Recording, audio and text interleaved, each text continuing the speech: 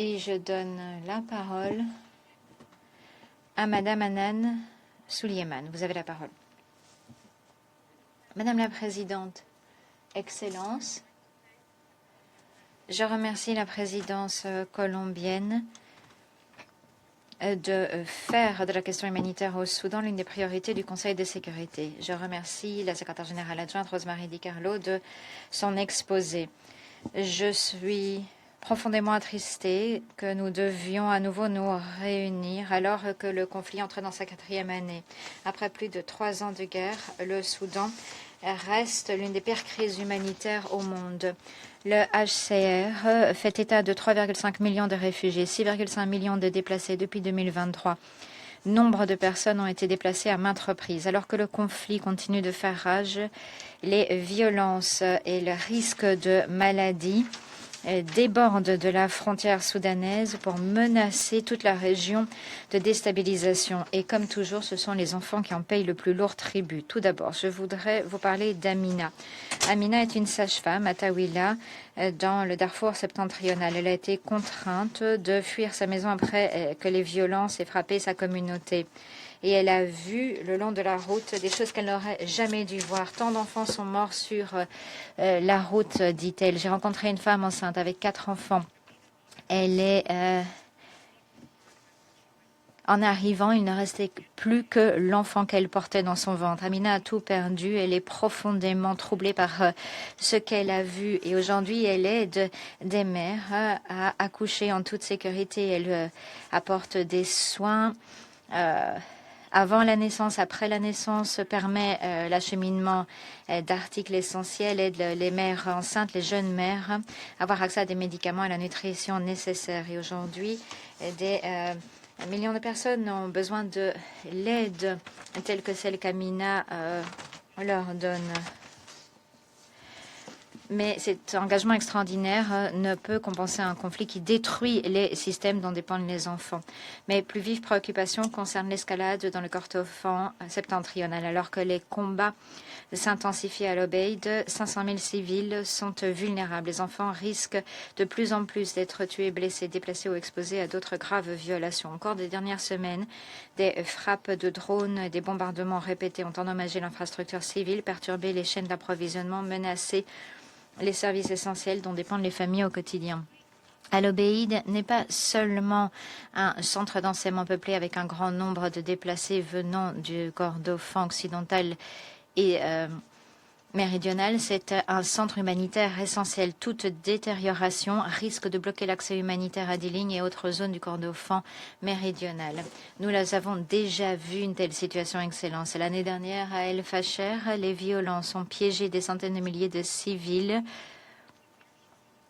alors que les combats faisaient rage, que les médicaments et les vivres manquaient et que la protection des enfants faisait défaut. Depuis avril 2024, plus de 1500 graves violations des droits des enfants ont été confirmées à Al-Fasher, y compris le meurtre et l'atteinte à l'intégrité physique de plus de 1300 enfants, victimes d'armes explosives, de drones, de violences sexuelles, d'enlèvement, de recrutement, d'utilisation par les groupes armés. L'histoire ne peut se répéter. Alors que les yeux du monde sont rivés sur Al-Obeid, n'oublions pas d'autres crises humanitaires, notamment dans certaines zones du Kordofan, Nil Bleu et au Darfour, où l'insécurité et le manque d'accès continuent de provoquer une augmentation des besoins humanitaires et rendre les enfants vulnérables. Les violences dépassent le champ de bataille pour les enfants. Depuis le début du conflit, les Nations Unies ont confirmé plus de 5700 graves violations commises contre les enfants. Plus de 5000 enfants ont été tués ou mutilés, mais les véritables chiffres sont indubitablement beaucoup plus élevés. Les enfants sont tués chez eux, blessés alors qu'ils fuient les violences, victimes d'échanges de tirs, de bombardements, d'attaques de drones, d'attaques aux armes explosives dans les zones densément peuplées. Rien que pendant les 4 premiers mois de l'année, près de 80% des enfants ont été victimes d'attaques de drones. La prolifération d'armes explosives laisse derrière elle une grave contamination qui va menacer les enfants bien après la fin des combats. Le tribut psychologique est immense. Dans tout le Soudan, les enfants ne vivent que dans la violence, l'incertitude, la perte. Ils ont été nombreux à être déplacés à plusieurs reprises et ont vu des choses qu'aucun enfant ne devrait voir. Mais les enfants, non seulement sont touchés par les effets directs du conflit, de plus en plus, ils sont victimes de l'effondrement des services dont ils dépendent pour survivre, des services qui sont pris pour cible. Quelques exemples. L'année dernière, une frappe contre l'infrastructure énergétique dans l'État du Nil Blanc a perturbé l'approvisionnement en électricité. Les familles n'ont eu d'autre choix que d'aller récolter de l'eau non traitée directement dans le fleuve. En l'espace de quelques semaines, des milliers, je dis bien des milliers de cas de choléra avaient été enregistrés. Les enfants sont morts, les écoles fermées, des dizaines de milliers d'enfants n'ont plus eu accès à l'éducation. Au Soudan, l'attaque ne s'arrête pas lorsque les explosions cessent. Une seule frappe à une réaction en chaîne qui prive les enfants d'eau, de soins de santé, d'éducation, de protection. Et c'est ce que l'on voit partout dans le pays. Les centres de santé, les systèmes d'approvisionnement en eau, les écoles, les marchés et autres infrastructures civiles continuent d'être endommagées ou détruites. Près de la moitié des écoles au Soudan ne peuvent plus fonctionner. 8 millions d'enfants sont désormais déscolarisés. Pour les filles, les conséquences sont particulièrement lourdes, avec une augmentation du risque de mariage précoce, de violences sexuelles et autres formes d'exploitation. La situation humanitaire, quant à elle, continue de se détériorer. Près de 19,5 millions de personnes sont en situation de famine. Les conditions dans plusieurs lieux sont proches de la famine ou atteint le niveau de famine. 825 000 enfants de moins de 5 ans devraient être en situation de malnutrition aiguë cette année. Parallèlement, les familles dépendent de plus en plus d'eau qui n'est pas sûre, ce qui exacerbe le risque d'épidémie et crée un cercle vicieux de maladies, de malnutrition menaçant la survie des enfants. Excellence, les organisations humanitaires continuent de faire face à d'immenses défis à l'heure de venir en aide aux enfants. L'insécurité, les lignes de front en mutation, les entraves bureaucratiques, la restriction de la liberté de circulation continuent de restreindre l'accès humanitaire. Les communautés au Darfour, Kordofan, Nil Bleu et autres zones touchées par le conflit restent difficiles d'accès. La saison des pluies qui approche va encore aggraver une situation déjà difficile. Malgré tous ces défis, l'UNICEF, entre autres acteurs humanitaires, reste et travaille.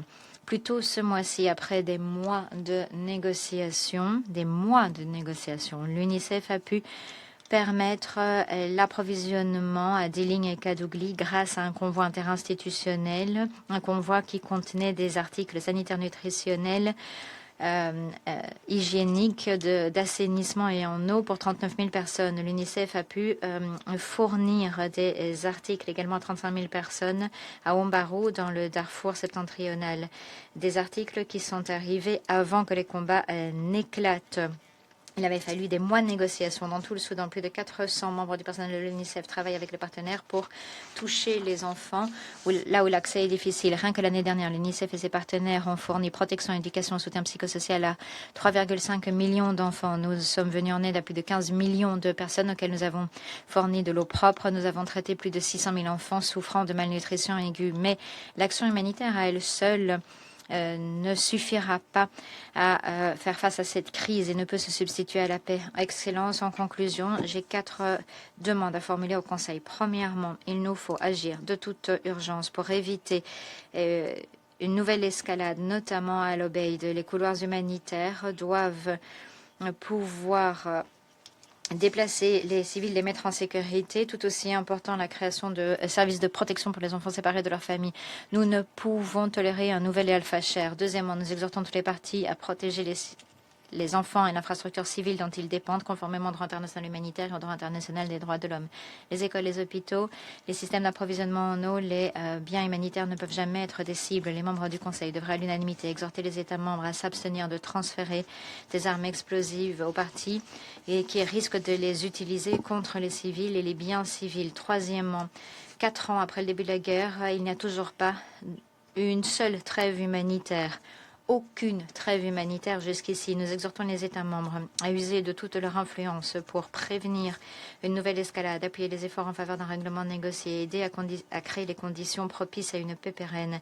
Les membres du Conseil devraient exhorter les parties à travailler avec l'envoyé spécial du secrétaire général et faciliter la désescalade et un règlement négocié pour mettre un terme à ce conflit catastrophique. Quatrièmement, nous prions le Conseil de continuer d'insister auprès de toutes les parties pour qu'elles facilitent un accès rapide, sûr et sans entrave de l'aide humanitaire par-delà les lignes de conflit et à tous les points d'entrée disponibles. L'aide humanitaire doit parvenir aux enfants où qu'ils soient dans le pays. Excellence, les enfants au Soudan ne peuvent survivre en se nourrissant uniquement des préoccupations exprimées. Ils ont besoin de protection, ils ont besoin de vivre, d'eau, de soins de santé, d'éducation, d'accès humanitaire, mais surtout, ils ont besoin que cesse cette guerre. Ils ont déjà perdu plus de 3 ans de leur enfance et ne peuvent se permettre de perdre une année supplémentaire. Merci. Doy la gracia a la señora. Je remercie Madame Soulieman de l'information qui nous a été présentée.